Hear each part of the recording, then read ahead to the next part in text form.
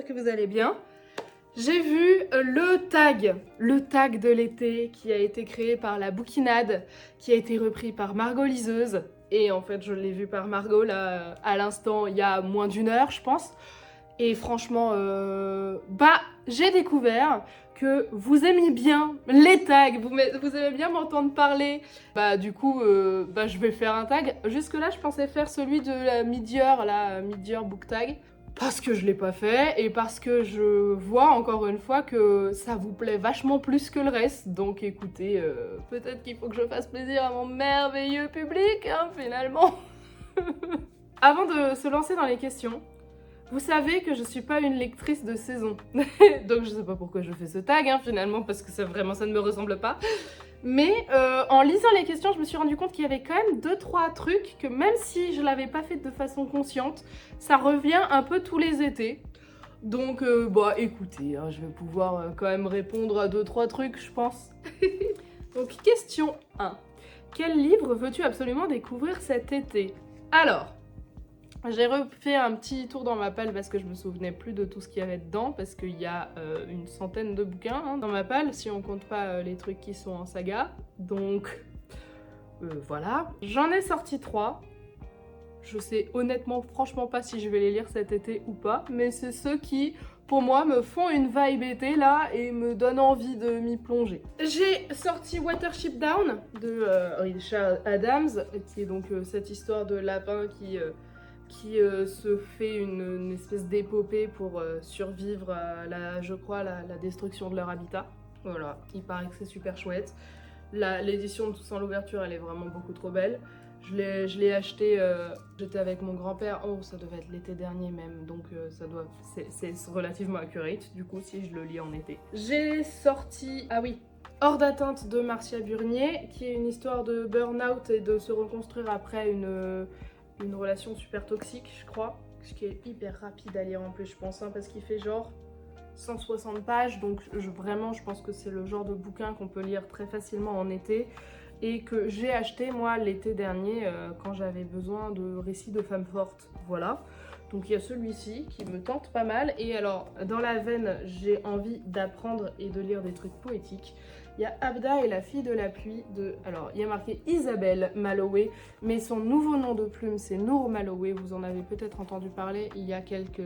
Ça doit faire un peu plus d'un an et demi maintenant, qu'elle a sorti un bouquin chez Récamier qui a, trop bien marché, quand le printemps refleurira ou un truc comme ça, et elle continue de publier chez Récamier maintenant. Comme vous le voyez, elle a publié au départ dans la maison d'édition dans laquelle je suis, donc voilà. Et c'est quelqu'un que j'ai rencontré à l'occasion d'une rencontre entre auteurs de la maison d'édition. C'est une femme mais absolument adorable et merveilleuse.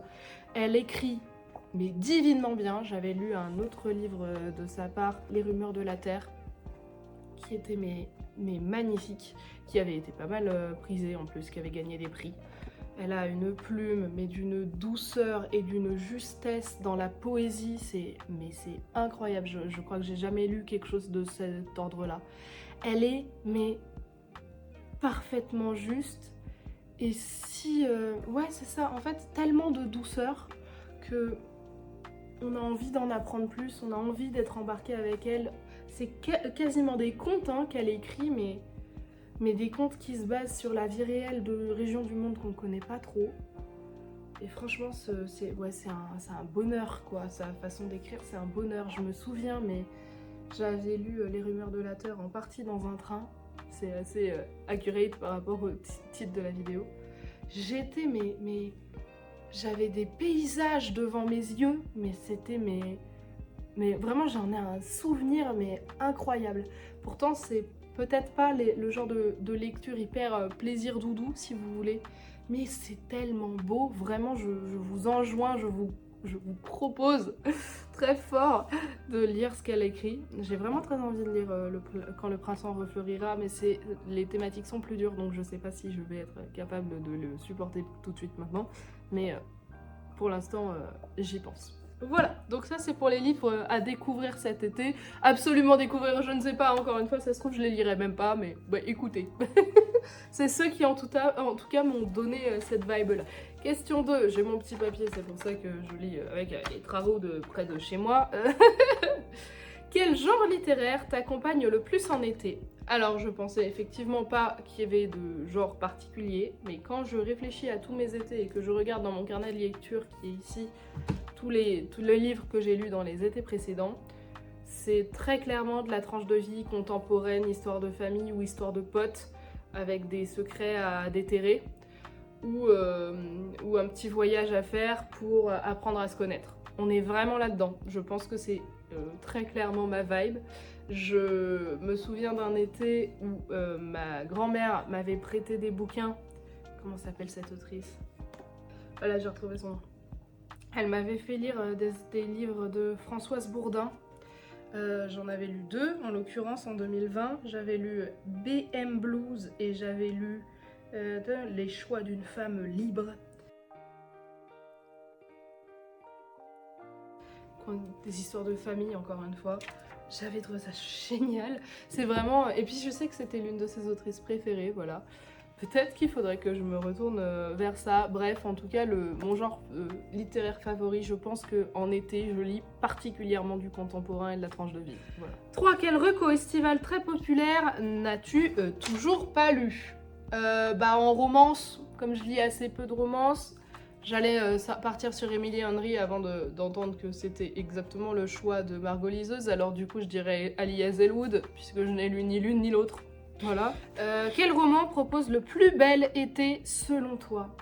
J'ai un souvenir très nostalgique de quand j'étais genre en fin de collège, début lycée, et où j'ai lu 4 filles et un jean. J'avais lu l'intégrale, j'avais la grosse pavasse comme ça avec les 4 tomes dedans, que j'avais trouvé génial, que j'avais adoré et qui vraiment fait très été.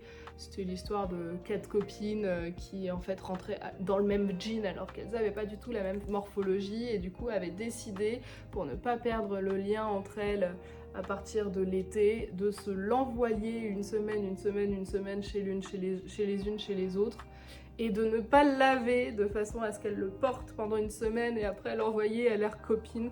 C'est un peu crade. Il y avait des trucs, on avait fait des rafistolages, on avait écrit des je t'aime machin qui étaient partis, enfin... voilà, et je me souviens toute une histoire avec la peur d'avoir ses règles dans le jean, mais en même temps essayer de les faire venir, mais surtout ce serait terrible d'avoir une tache de sang parce qu'on n'a pas le droit de laver le jean, enfin bon, bref. J'avais trouvé ça génial. Ouais, franchement, est-ce que ça propose le plus bel été? Je sais pas, mais c'était vraiment un souvenir nostalgique. Je pense que je l'ai lu, on n'était pas encore tout à fait en été parce que j'ai souvenir de l'avoir lu pendant les cours. Donc je sais pas si j'étais déjà en été, mais en tout cas, vraiment, ça m'a fait un espèce de tilt, vous savez, un espèce de wow, warning, genre, voilà. J'ai lu 4 filles et un jean et vraiment, j'ai trouvé ça génial. Ça fait longtemps que c'est sorti maintenant, mais pour mesdemoiselles, principalement je pense, hein, mesdemoiselles qui êtes en fin de collège, en début de lycée, franchement c'est trop chouette. Quel livre d'été a été, à ton avis, trop mis en avant? Trop mis en avant? Franchement, ce qui me vient, c'est La femme de ménage. Je sais pas s'il est vraiment sorti en été. J'ai vraiment ce prisme un peu... Et parce que comme on l'a beaucoup vu dans les relais, les trucs comme ça, et qu'on se balade souvent dans des relais quand on prend le train, et on prend pas mal le train en été, je fais des raccourcis bizarres. Peut-être qu'il est pas du tout sorti en été. Mais moi j'aurais pensé à ça, un truc qui est trop mis en avant, vraiment quelque chose qu'on a trop vu partout. Pour moi c'est La femme de ménage, mais je suis encore une fois. Mais tous ceux qui vont avec, tous les Freda McFadden qui vont avec, la psy, la prof, le machin, le truc, la locataire de je sais pas quoi là. On souffle fort, moi j'en ai marre. Alors je l'ai lu, hein, La femme de ménage, vous aurez un avis lecture dessus dans incessamment bientôt sous peu normalement. C'était pas désagréable. Mais franchement, la hype me saoule. Voilà. Ensuite, ton plus beau souvenir de lecture en vacances. J'ai un super souvenir.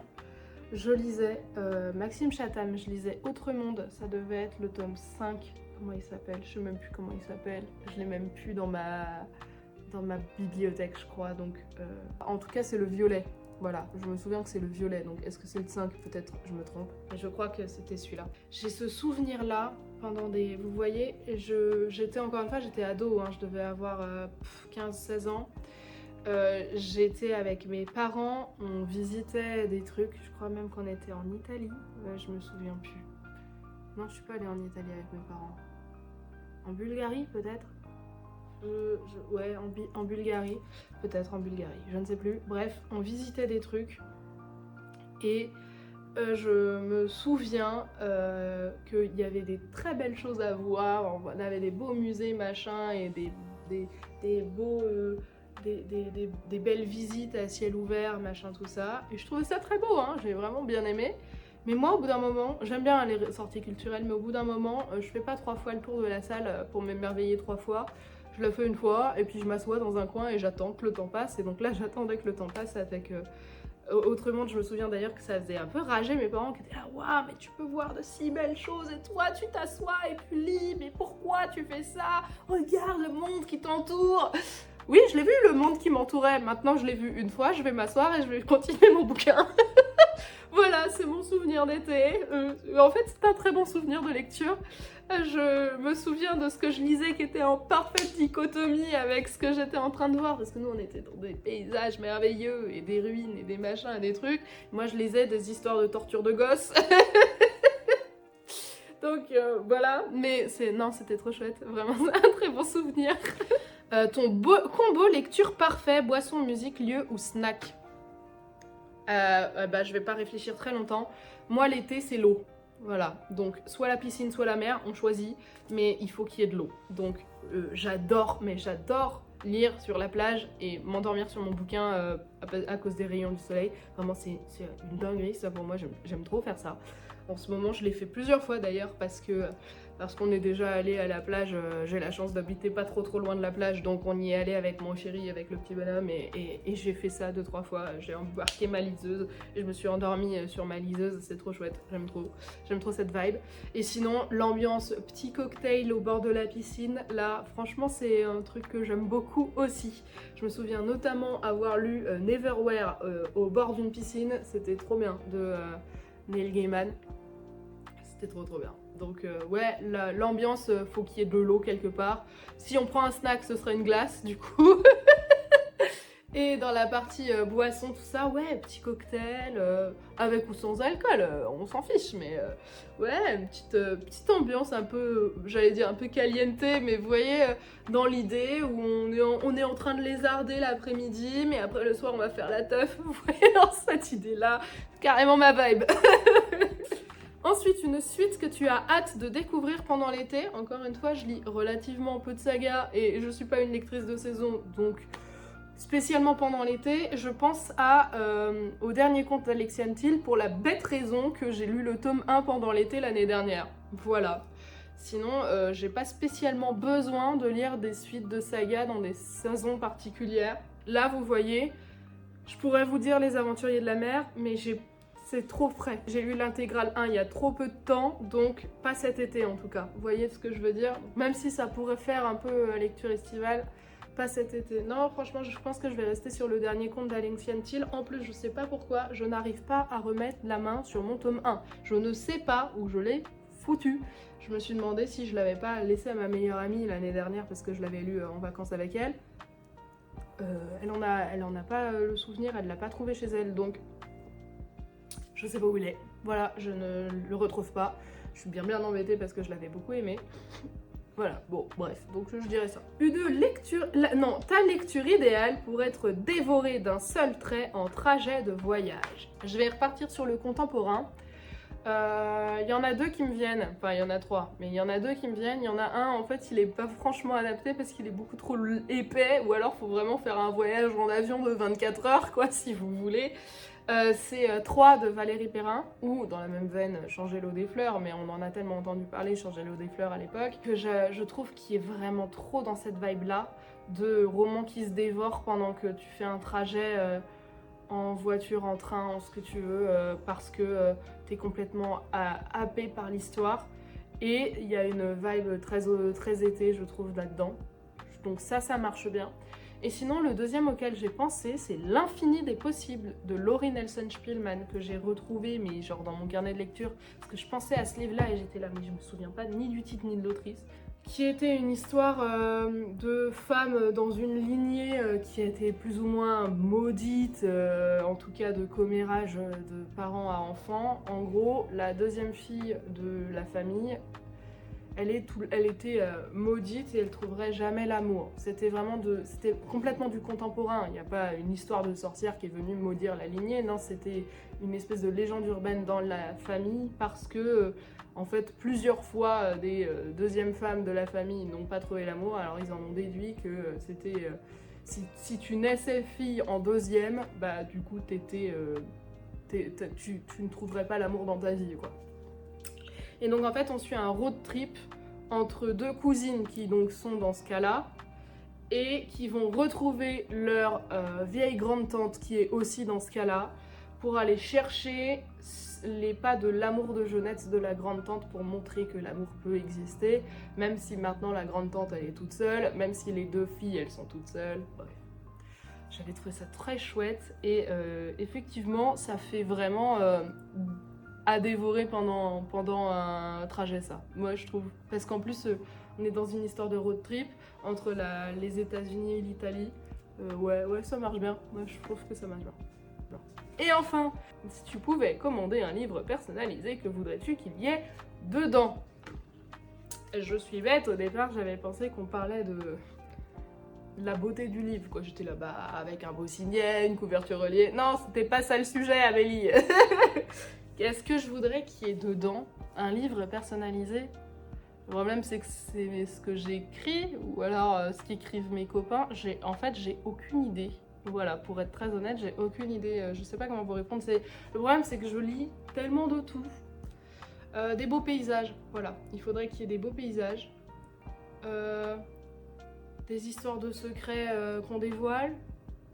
Ouais, je sais pas. Ouais, je sais pas trop. Je saurais pas répondre. On pourrait partir sur du contemporain, effectivement, avec des secrets de famille à dévoiler, avec des paysages magnifiques. Un truc qui se passe pas en France. Un truc avec des paysages, genre, j'imagine les paysages genre les lacs du Canada ou... Ouais.